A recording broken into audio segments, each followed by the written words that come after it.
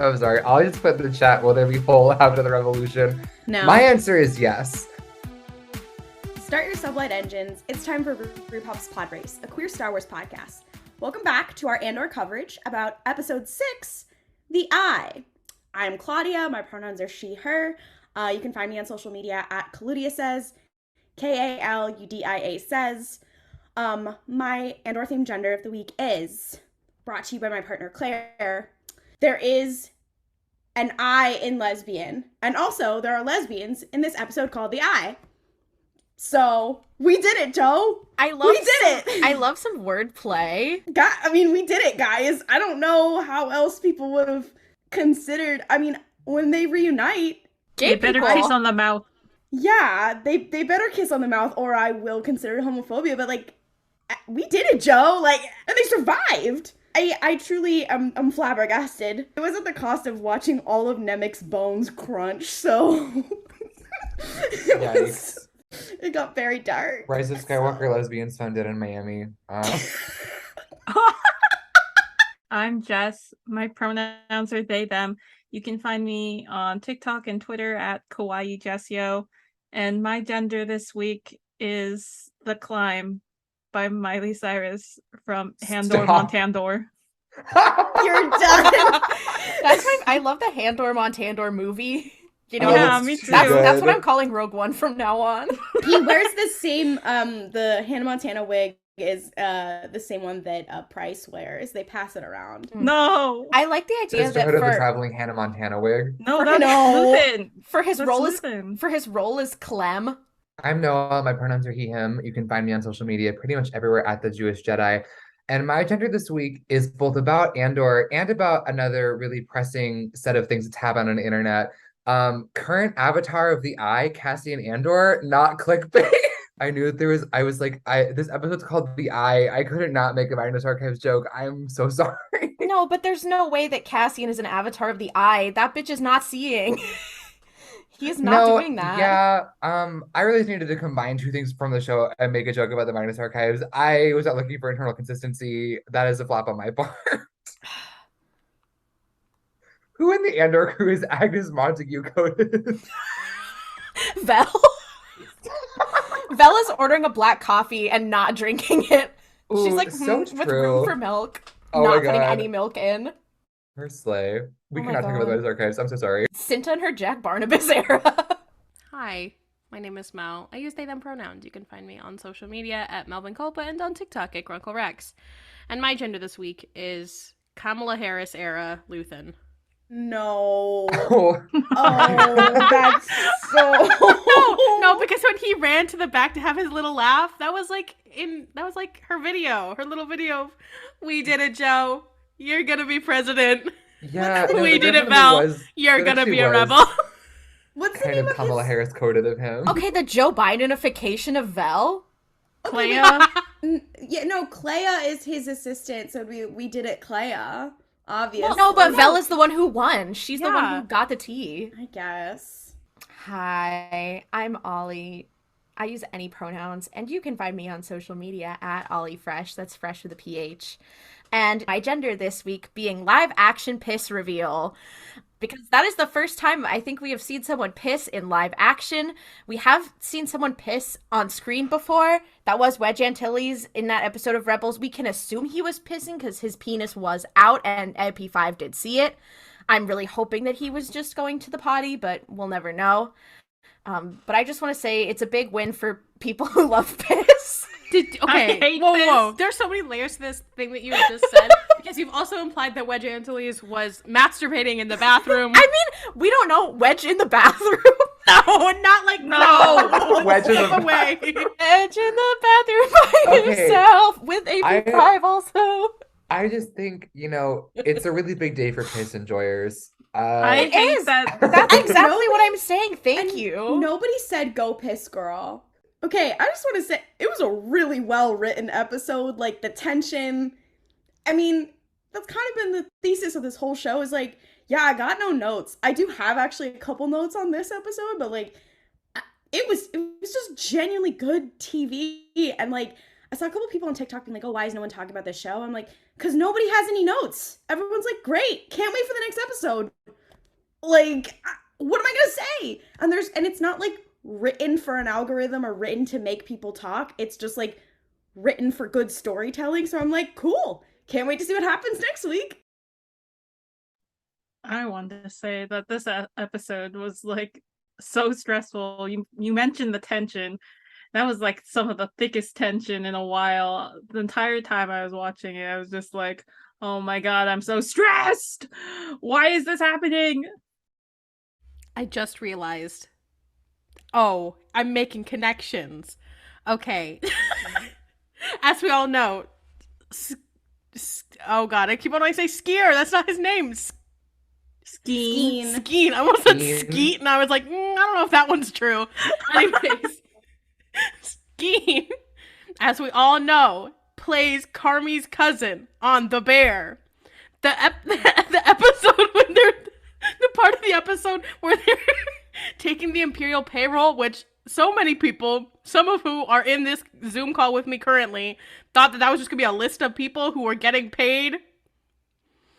And not money. Oh, no. Let me defend myself. Me and Daniel Jose won. Okay, don't limp yourself in with him. I would like to speak. Don't waste time. I'll name names.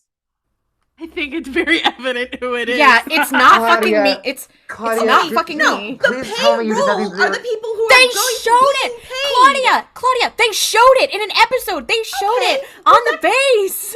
Also, wait, why would anyone want to steal a list of people getting paid? It's for intelligence! For intelligence, you fool! So they can go kill their families in the night. Oh, wait. It's like I'm Batman. the fool because I thought that someone would want to steal something that is public fucking record. Also, I'm sorry.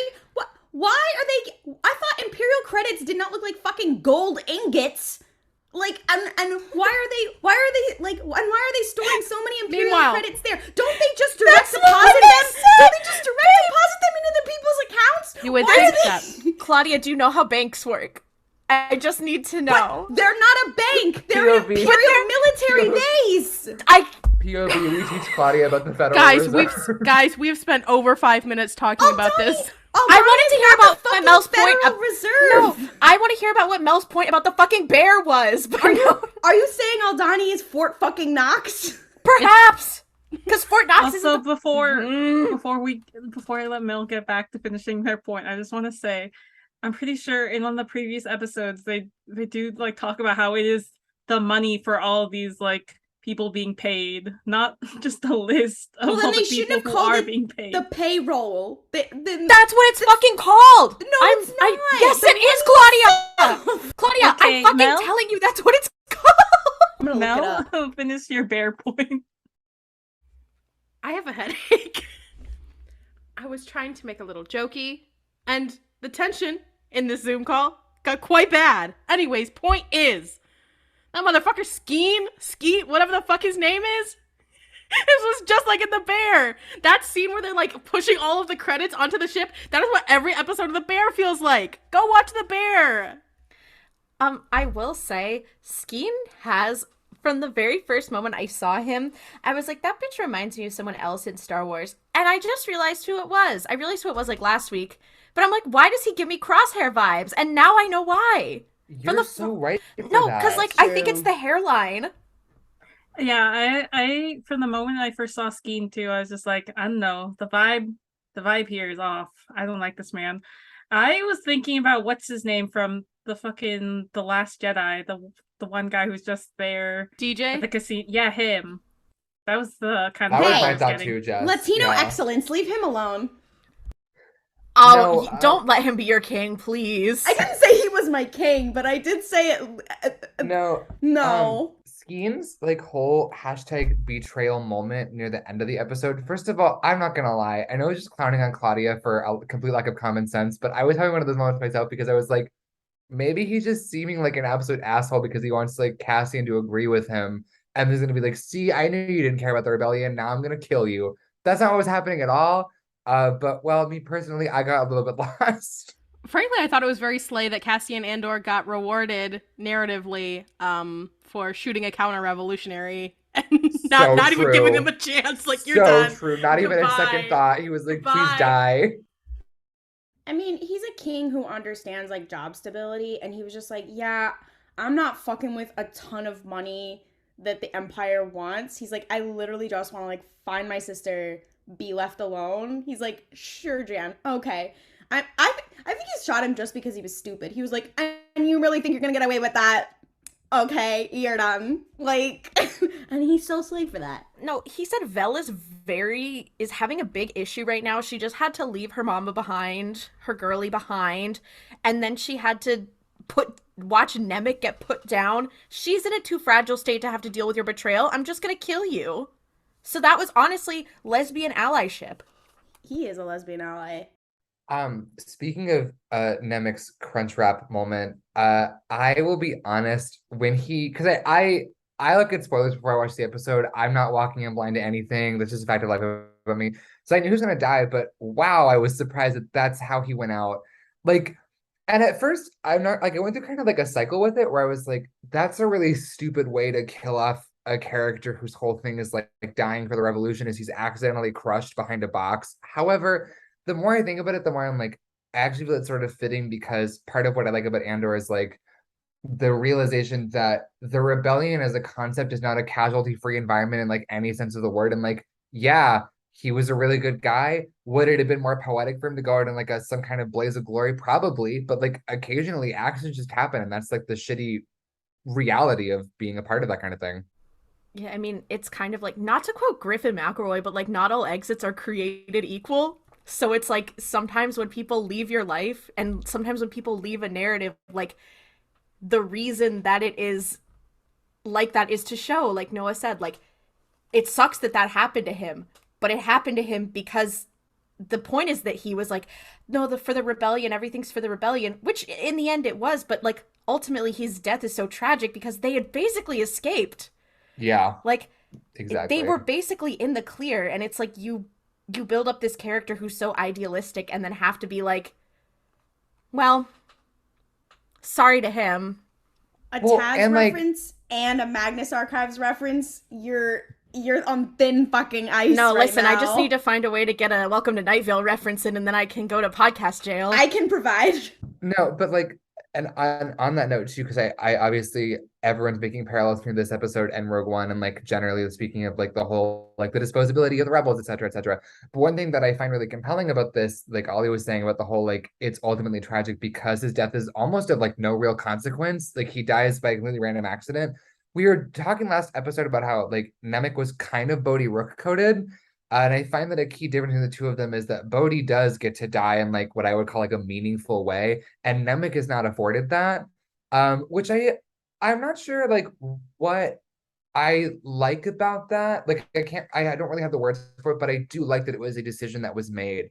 Also, at least for Cassian, because I feel like part of his development is like giving a shit about other people, and like sometimes that's just how it goes. Shitty things happen. It sucks. I will say, these rebels are kind of dumb, because the fact that they only had one guy who could read the fucking machine, so they're like, we gotta keep him alive long enough so he can give us fucking directions. I'm like, so wait, you didn't have a guy who could drive the thing, you only have one guy who knows how to fucking read the machine. Like, really, guys?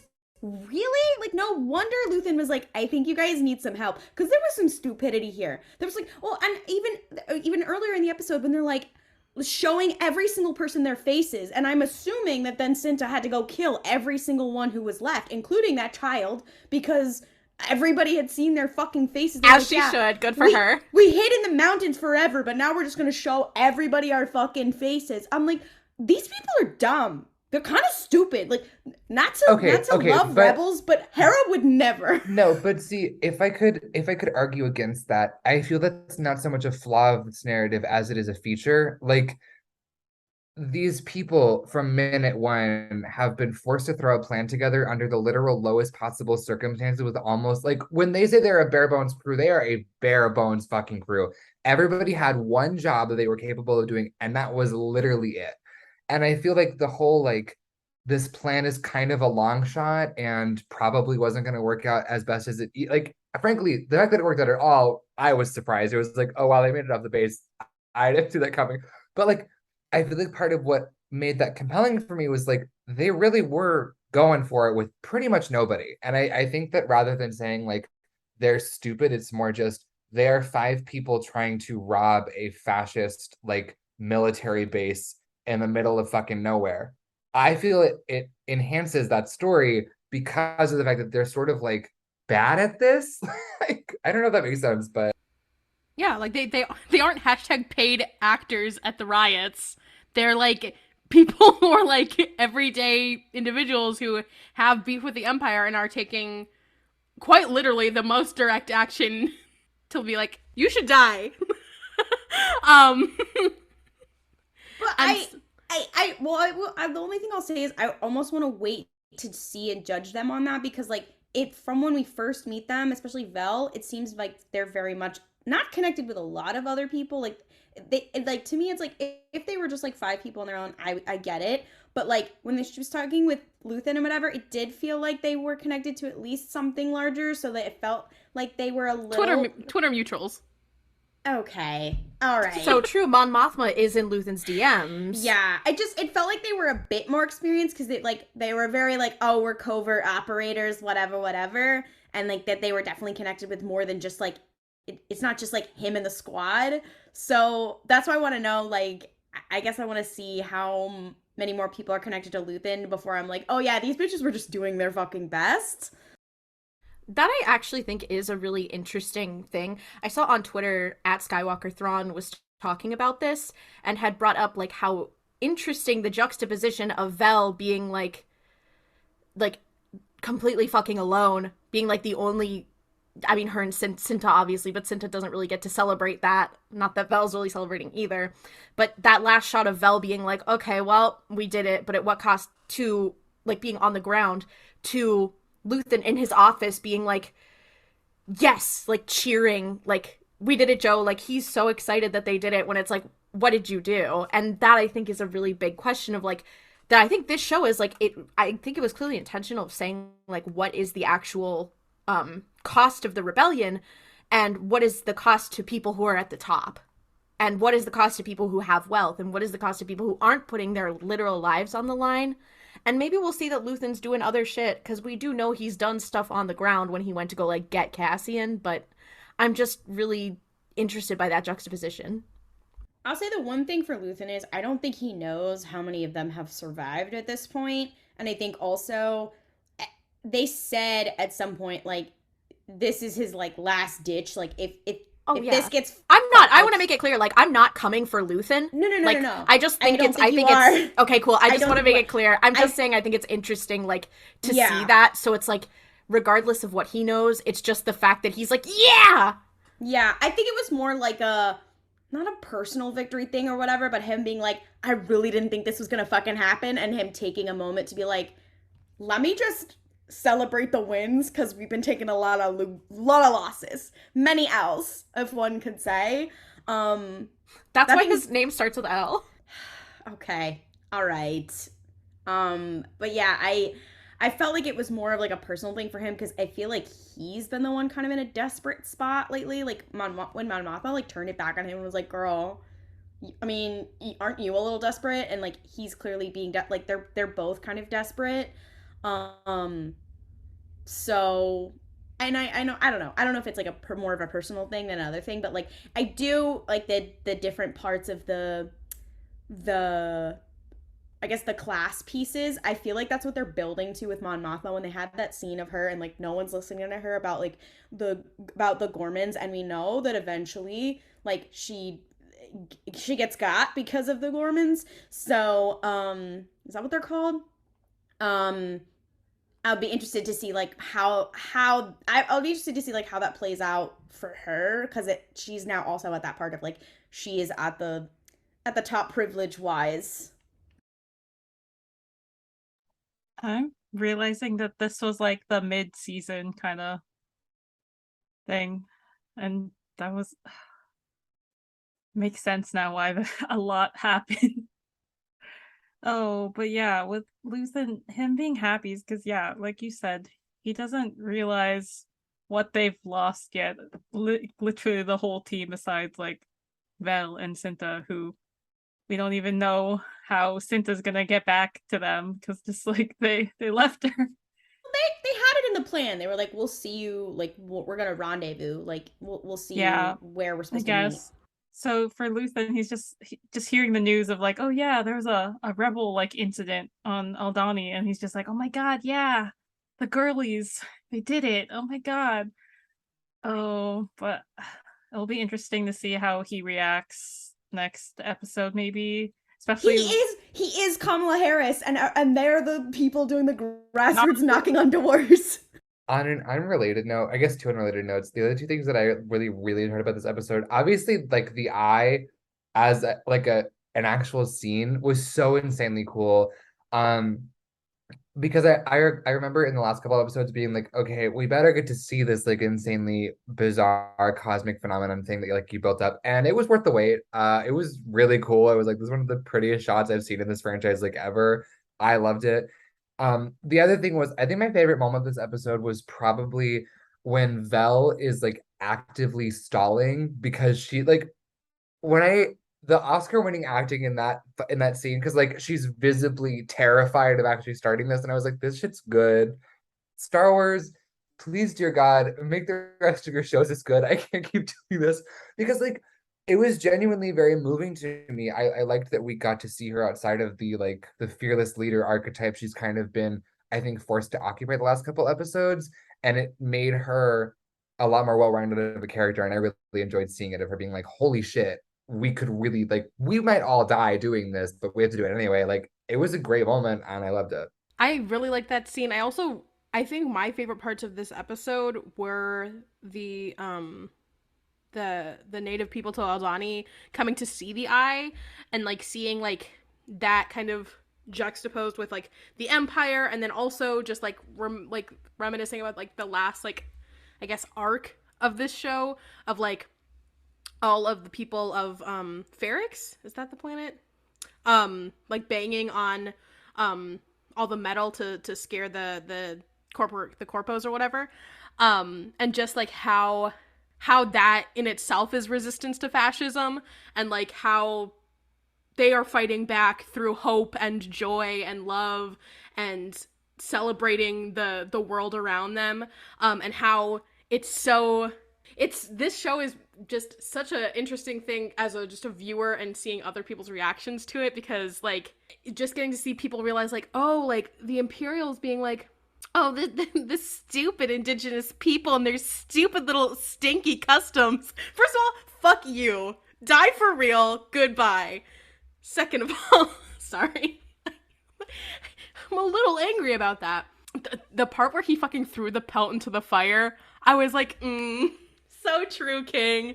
You are my best friend. Also, you got translated subtitles. Let's go.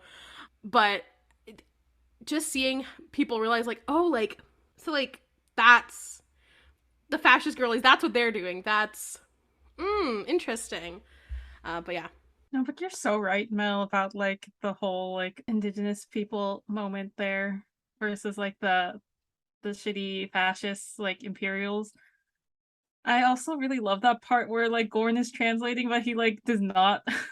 He translates something else. He's like, oh yeah, they say this, or clearly that the leader Aldani person was not being very nice about the whole situation, but Gorn was just like, they're saying this. I'm so sad about Gorn. Yeah. Girly, you didn't deserve that. Gorn, you were slay until the very end. I've seen people be like, what if Gorn's alive? I'm like, I don't know, girlies. I don't know about that. Yeah. But something I will say about this show is I feel like it is one of the few times where I've really felt the influence of the Empire. Like, I think that it's like, we see it a lot, and obviously it's like, oh, well, clearly it's like a police state. Like, there's all of this stuff going on. You see it in basically every piece of Star Wars media that takes place during the reign of the Empire or even after. But I think that this show has a very unique perspective in that it tells us exactly how the Imperials are thinking about it and the exact tactics that they are taking to disenfranchise people and to like systemically break cultures. And I think it's a really interesting, like very refreshing take, so that people can stop being like, well, the Empire was just trying to bring peace to the galaxy. Like, no, dumbass. This show is saying, no, you're fucking dumb. It very much reminded me of in Rebels in like the first few episodes when, you know, Ezra realizes like, oh, these people aren't just like random pirates, and like they go to like a shanty town that like the Empire created. It is very much like that is very much the scene in this where they were like, oh, well, we created a way that they can come see the eye, even though now we've displaced them far down the river, kind of thing. It was very similar, and I'm just like, the rebels and the Andor girlies were like this. But it was what was interesting to me was that it not only shows it like in the particulars of what they're actually doing, but then we also got like the visual metaphor as well, like the shots of the eye. This is like this beautiful, almost spiritual thing that is occurring, and then we have all these like very Star Wars shots and almost like very like cinematic shots of like them getting into the TIE fighters and stuff, like on top of the eye, and then we see them like flying up against it, and it was like, it's like a very like you get the like visual and metaphorical view of it versus the like actual view of it, and I was like, wow, okay, all right, so we're doing all of it in this episode. Okay.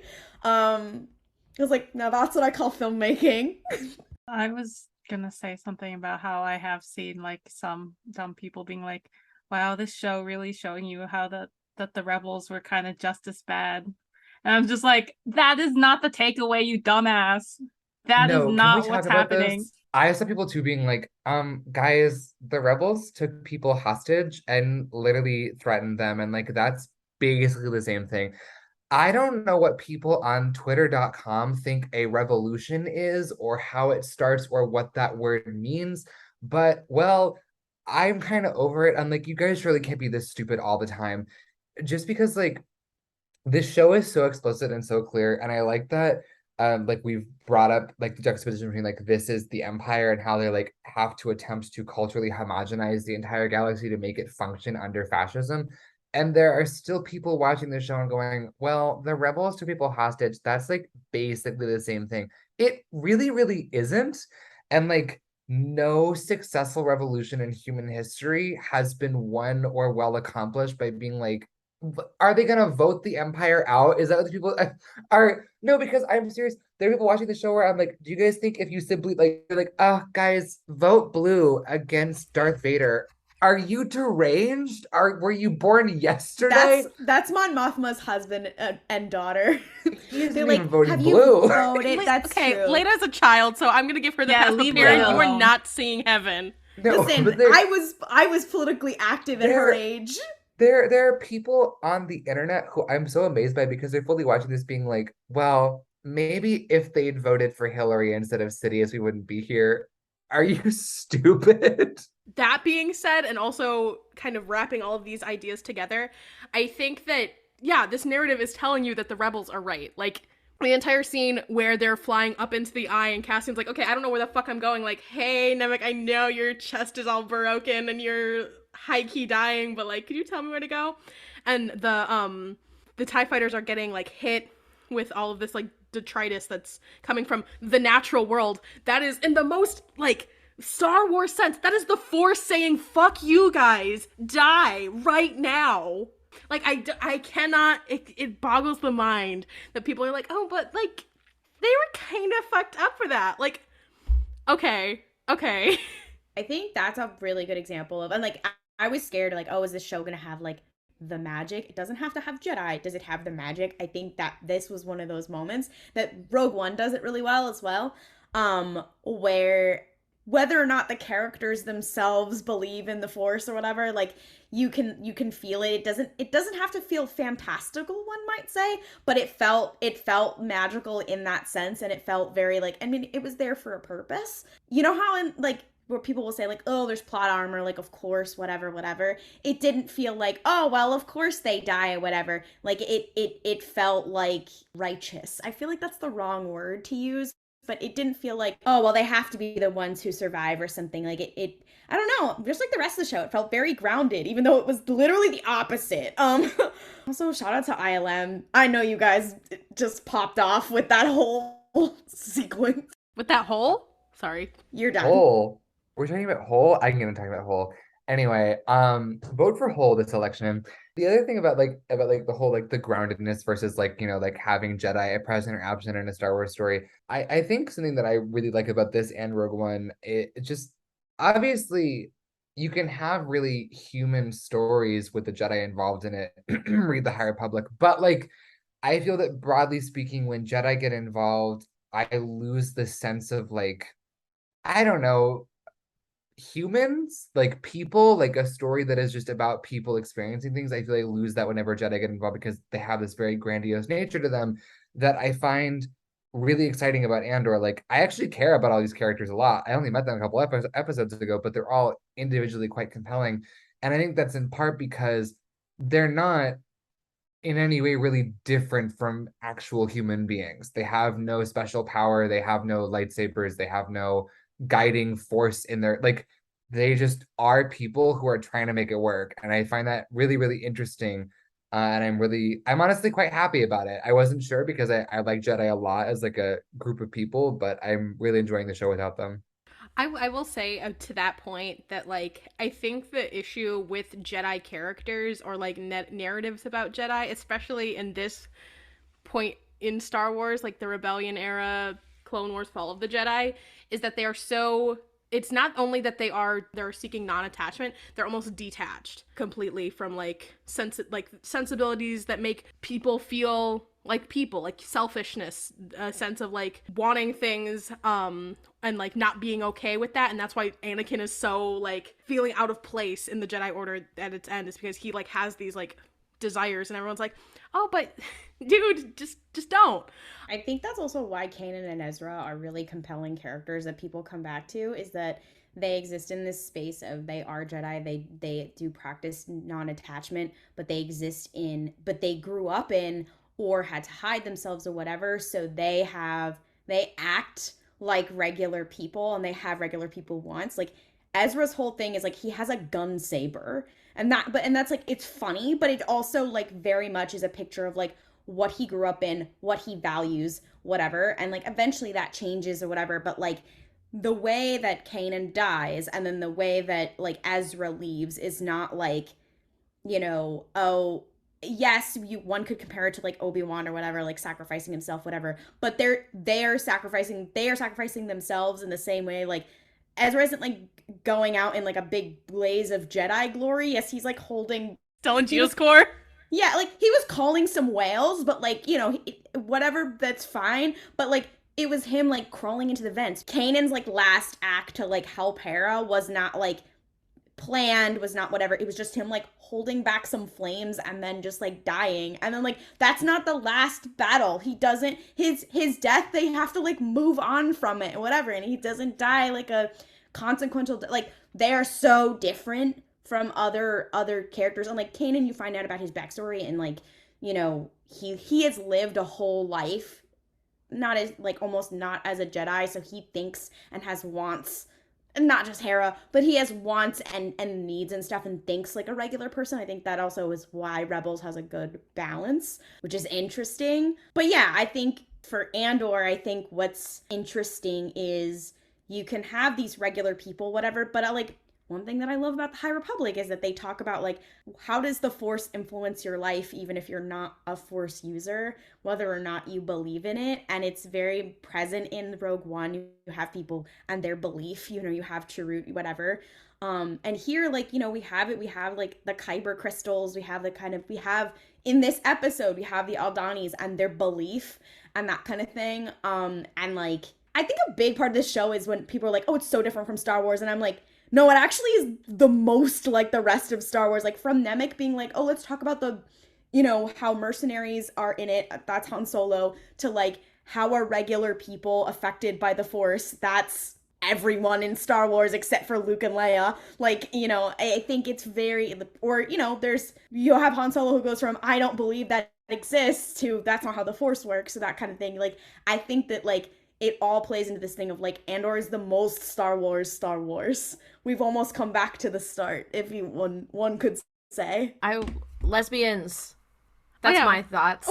We did it. I will say I have one criticism of this episode that not a lot of people have brought up that made it kind of difficult, because I wanted to be like, we did it, Joe, about the lesbians, and to be fair, I'm still not gonna, like, ring the, like, let's give him a GLAAD award bow until we get maybe a little bit more, even though it's still pretty big.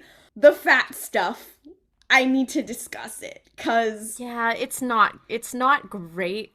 It was something that at first I was like, well, maybe it was unintentional, because I feel like that kind of stuff happens. And then the more I thought about it, I was like, oh no, that was fucked up on purpose, huh? Yeah. And that's the thing, is everything in this show is on purpose, and it's so wonderful. So for this to happen, I was like, oh, that was on purpose. That felt bad. So basically, like, you know, we have that line of Cassian's in an earlier episode, and they put it in the trailer of, like, oh, they're so fat and happy and whatever. And, like, I get it. There is a historical precedence of associating fatness with, you know, excess, thank you, with excess and with fascism and with whatever, but it's very much like a, you know, if you make fun of the shitty oppressed person, the only person you hurt are other oppressed people, not that person kind of deal here. Shout out to the people who made fatphobic jokes about Trump. You were doing nothing there. You were not helping the rest of us. It was basically kind of like that here, where they were like, oh, we're going to introduce this shitty Imperial character, and his whole thing is, and this is not the first time Star Wars has done this, they just decided to do it very explicitly on screen this time. Shout out to Delian Moores in Lords of the Sith. She was our first canon lesbian character. She's also a drug addict and canonically fat, and it was the same trope. Great, amazing. But so basically this character is introduced, and they're like, yeah, he's fat because he doesn't care, and he thinks everybody sucks, and he's a shit-ass person, and oh man, look how he can't buckle his belt, look how horrible he is. I'm like, well, he's horrible because he's a fascist, so why are we associating that with being fat and being lazy, when he's not lazy? He spends all day subjugating people. Let's think about that. And the icing, and I was like, okay, like, fine, I'll let it slide. And then the icing of the cake was, somehow we were in a battle with blaster shots ricocheting everywhere, and this man dies from a heart attack? A heart attack. Like, first of all, you know, for any assigned male at birth people in the audience, you know, there are people should know the signs of a heart attack and things that cause it. No, it is not just being fat. And it's a harmful thing in media. We should know. It's not just, oh, that he's fat and then something stressful is happening. That's not the case. Anybody of any weight, it can happen at his age, especially. But for it to be like, and Gorn has this whole moment of like, you're the worst fucking boss ever. At least Gorn should have been able to kill him before he went out. And instead they were like, here's our fat character. Look how stupid he is and terrible. Not because he's a fascist, but because he can't buckle his belt. And then he's gonna die of a heart attack. And you're like, is this a joke? Is this fun? As a queer fat person watching this, I was like, oh, so I won one and then I lost one. This is so fun for me. And also, like, having read The High Republic, where there are many slay fat characters, I was like, Tony Gilroy, what was your reason for doing this? Because I know it was on purpose. Was it a commentary about Trump? Because I hate it. It wasn't good. To be fair, he wasn't, like, wearing a wig and being, like... I know, but also I do know white liberals in Hollywood do love to do shit like that, and I'm like, okay. So like, true. Everyone say thank you, Chekhov's fat joke. Part of it is I can see how they're like, oh, we did something with that. We served with that. And it's like, no, did you? I think that was the most obnoxious part, where they were like, see, we did something. I'm like, no, you really didn't do anything with that. Also, did feel a little hateful that the two black characters died and we just did not get really any closure with that. It was just like, yeah, bye guys. The only black character left is the Imperial guy. That's it. They've all died. And also the fact that they were like, here's our black character, Terriman. Black people can only have 2 jobs in Star Wars. Be a former Imperial or be Lando Calrissian. be Lando Cal. There's 3 jobs: be Lando Calrissian, or be bisexual and an incel like Rae Sloane. Like Rae Sloane is female incel No, representation. she is, but it's like now I'm not saying that Terriman being a stormtrooper is like a bad choice. Like I do think it's very interesting, but it is just funny how they're like, he was a stormtrooper, and that's all you need to know about him.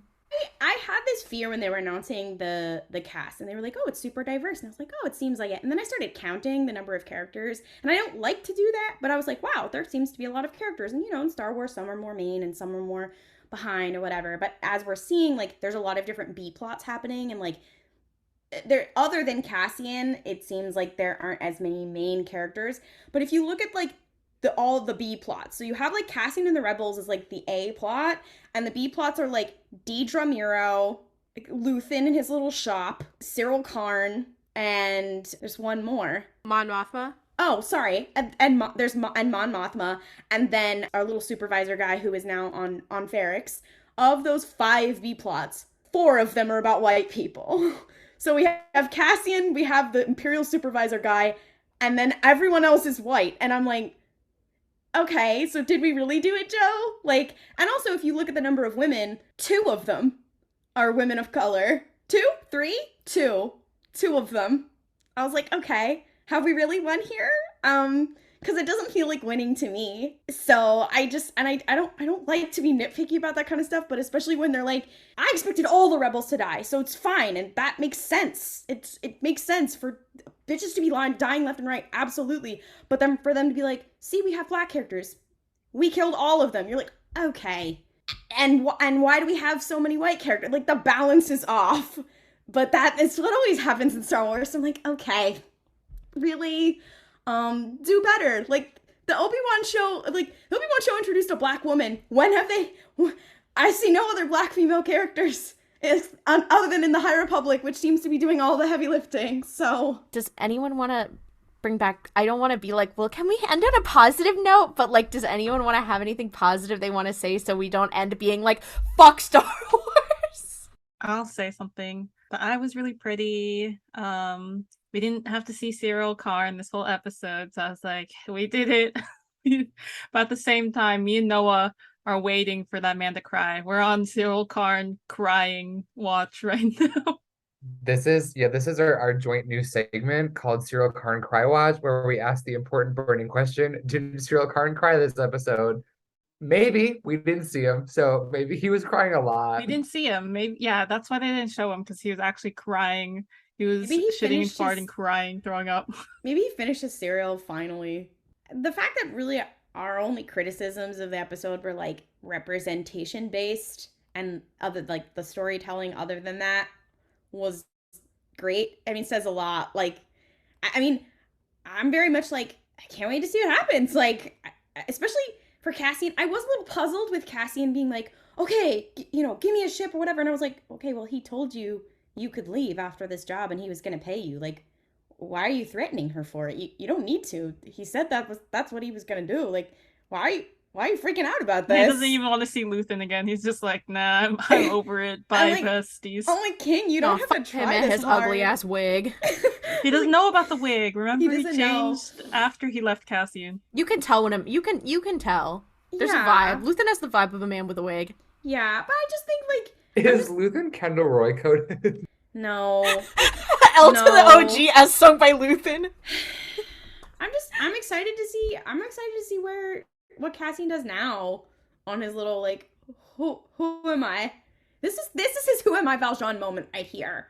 When he Stop bringing Les Mis into this goddamn podcast. But it is, I swear. But it is though. This is not really like a final thought. It's just that the reason I ask if he's Kendall Roy coded is because I remember a tweet that I'll never ever stop thinking about so long as I live. It's a picture of Kendall Roy that said, I know he wants to give alpha male, but his physiognomy is only cocksucker. I think about that whenever I see Luthen on screen. What the fuck is wrong fuck? with you? And you're not wrong is the thing. If you guys saw the behind the scene photos of like Belle and Cinta's like actresses, they're very slay and very like cute. There's one where they're literally taking a nap together and sharing a blanket. So That That is what's important. I feel like we really downplayed the lesbianism in this episode because we were talking about other things like #fascism, flop. Anyways, point is it not... First of all, they're kind of like U-Haul lesbians because they were like, we don't know anything about their relationship, but I just imagine that they entered a consensual workplace relationship where they were like, oh, hey girly, do you want to kill some bitches? And then they did. And I just think that's a very romantic date. Doing a little bit of swimming and then climbing and then running and then shooting and then taking hostages. You forgot hiding under a rock while someone's pissing. Cinta Directly next to you. Cinta said, I thought you were taking me to the Highlands. What is this? You didn't say you were gonna have to work while we were here. She said, I just have like one little thing for work. It's not a big deal, but if you could like just wear an Imperial outfit and stay here, that would be so slay, babe. I also can't remember if it was Vel or Cinta. One of them had an outfit, and it reminded me so much of Fennec Shand, and I was so sad. I think it was Cinta. It was Cinta because she had a very snatched waist and was also wearing these like H&M ass boots, and I was like, and it was again she was basically wearing like jeans with this like vest looking thingy, and I was like, oh, I would wear that. I will posit I do think that they were a thing before the rebellion. I think they were like Kanan. They could have been like Kanan and Hera, where Vel was like, I'm in the rebellion, and then Cinta was like, the Empire fucked with me, and she's like, do you want to join the rebellion? That's a euphemism for kissing me on the mouth. That's Harrison Dula coded. So, hello again and welcome to our favorite segment, Name That Ship, where you either send us a fic, we have a form, it's in our description notes, or one of our lovely hosts goes into the depths of the archive of our own and finds a Star Wars fan fiction that is either interesting or crazy or just that we need to share with the class. And we play a little game where we read out to you the tags, maybe the summary, and you have to guess what is the ship or the crossover sometimes in this fic. We do a little guessing game, one might say. This is about the celebration of the medium of fan fiction. So do not go and seek out this fan fiction. Do not go and seek out this author. We do this out of love, so don't harass people. And these people create art for free, okay? So, all that being said, today I bring you a fic brought to us by the actual Kate Bishop on TikTok, who often brings us fics. This is a crossover, and you're gonna have to guess what this crossover is. Some of the things I will have to skip because it includes things in this crossover. This is rated mature. It is a crossover with one thing. I will say that this thing is across mediums, but is mainly associated with one thing. The relationships are character A from crossover / Star Wars character B. Character A from crossover / character C from crossover. Character A and character C. I'm trying to figure out which ones I should have you guess and which ones I should give you. Oh, this is so dark. Oh, character D / character E. Character, what are the letters after E? Oh, character F / character. Holy shit. G. What's after G? H. Character H / character A. Those are both from a crossover. So today we learned that Klaudia does not know how banks work and has also forgotten the English alphabet. Listen, I'm the oldest one here. I get to have dementia. No, her grandma's off her meds.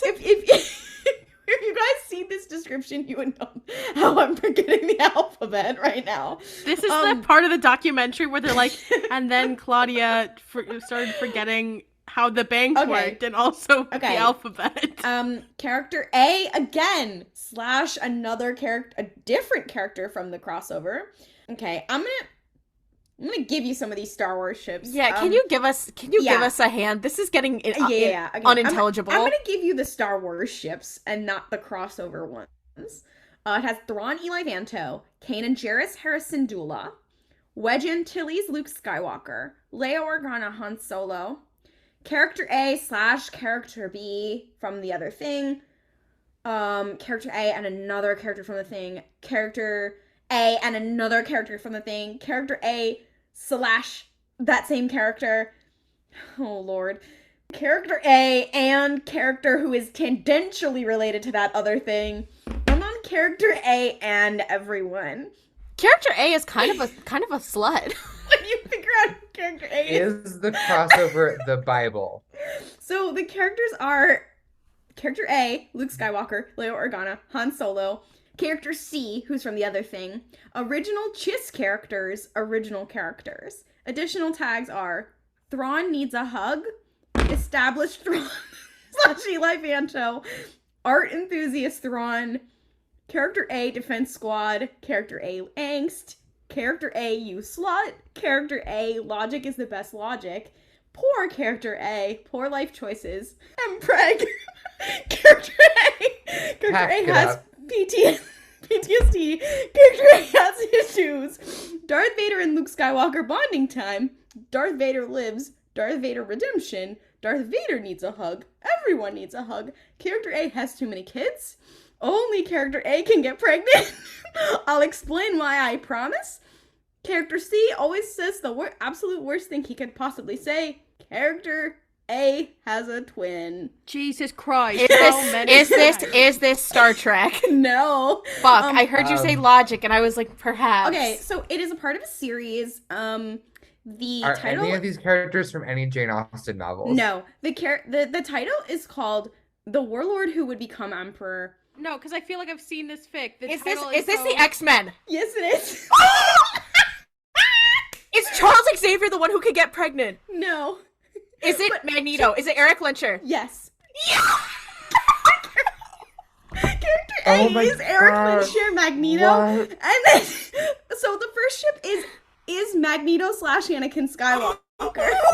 The second one is Magneto / Charles Xavier. Oh my god. And then it also has Anakin? Please be serious. And then it also has Emma Frost, Magneto, Sebastian Shaw, what the fuck? Get him away from that man.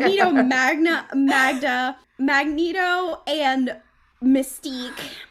Also, Magneto and Tony Stark, but not as a ship, just an and. No, okay, you know what would happen if there was Magneto and Tony Stark? Tony Stark would be dead. Tony Stark would be murdered. So the summary for this fic, the way you one-shotted this... I know, because I'm not gonna lie, I've spent a lot of time in some of those tags. I don't need to say which ones, so... I was gonna say... Only Magneto can get pregnant. That's the tag you were... That is hilarious. I was gonna say this is a part of a series. It was inspired apparently by another fic that is just a Eric and Charles Star Wars fusion fic. And apparently, in a galaxy far, far away, there was a warlord with a reputation for being not like most. Magnus, oh god. Maybe Magnus. The merciless one. No, because let me come to the defense of my Jewish icon. That is so... Okay, Wait, also, okay, I would like the audience fic? to be aware... I like the audience to be aware that I made a joke in the chat about this being a Torah crossover, and I wasn't wrong. Okay, in the fic though, he kind of slays because he kills Jabba the Hutt, and then he frees all of the slaves and droids. Once again, Magneto, okay.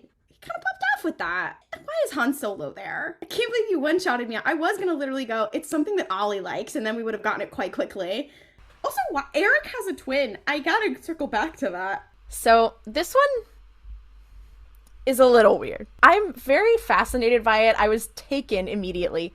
This is character A / character B. It's rated T for teen. Character A / character B. Character A, character B. Developing relationship. Light angst. Flirting. Tag that's going to give it away immediately. Carbonite freezing. Alternate universe canon divergence. World building. A couple other characters that are mentioned that I'm not going to say because it'll immediately give it away. Tags may change later. Post time skip. Banter. Rated T for language. Rare pairs. Time travel. Sort of. Do you guys want to hear the description? Yes, please. I would love nothing more. At the end of the Clone Wars, character A has been dragged off to a Galactic Army of the Republic black site and frozen in carbonite. It's been 2 weeks since he woke up to find himself collapsing onto the sandy floor of Jabba's palace, staring up at character B, and 20 years removed from a life to him that was only moments old. Now character A and character B find each other alone on the rebel base and character B is curious about character A. Is it Kix and Luke Skywalker? No, but I like where your head is at. Genetically, that's clone? very similar. Genetically, you're basically exactly right. So are they two men?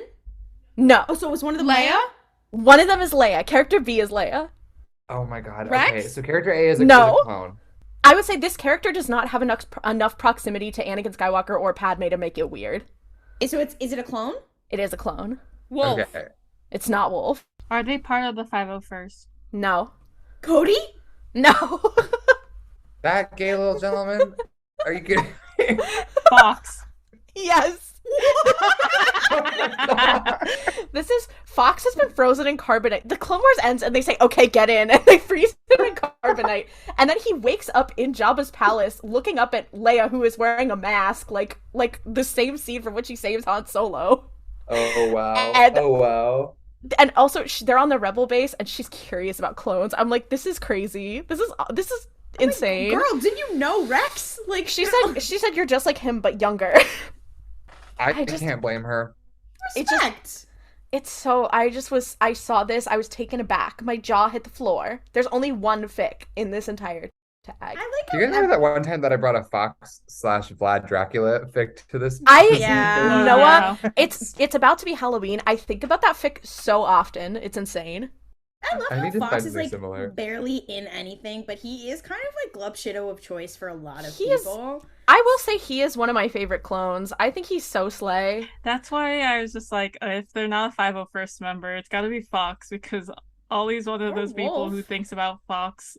Yeah, that does kind of specifically like I see Fox and I'm like, wait a minute, hang on. Also, I will say, it is getting close to the Halloween season. If anyone has any spooky fics, anything that's funny, like Noah mentioned Oh. Fox/Vlad Dracula. So if anyone has anything that's a little spooky or strange in that respect, feel free to send them our way. I'm doing a little searching for our, spoiler alert, for our maybe Halloween themed episode. So if you see that, send those our way, because we would love to see them. Thank you so much for joining us this week for another episode of our Andor coverage on RuPaul's Pod Race. For updates, Star Wars news, our reactions to the High Republic Phase 2 as it comes out, and more cursed shit, you can follow us on social media at RuPaul's Pod Race on Twitter, Instagram, and TikTok. If you want to ask us a question, please do. We have lots of fun answering them. You can go into our TikTok Q&A, or you can send us an email at rupalpspodrace@gmail.com. If you really love the show, please make sure that you rate and review our show on Apple Podcasts, Podchaser, Spotify, Overcast, whatever app you use that allows you to rate and review. Go do it. I promise. We will love you very much. It helps people find the show. And may the force be with you. And don't kriff it up. Waka Waka waka. Waka waka. Waka waka.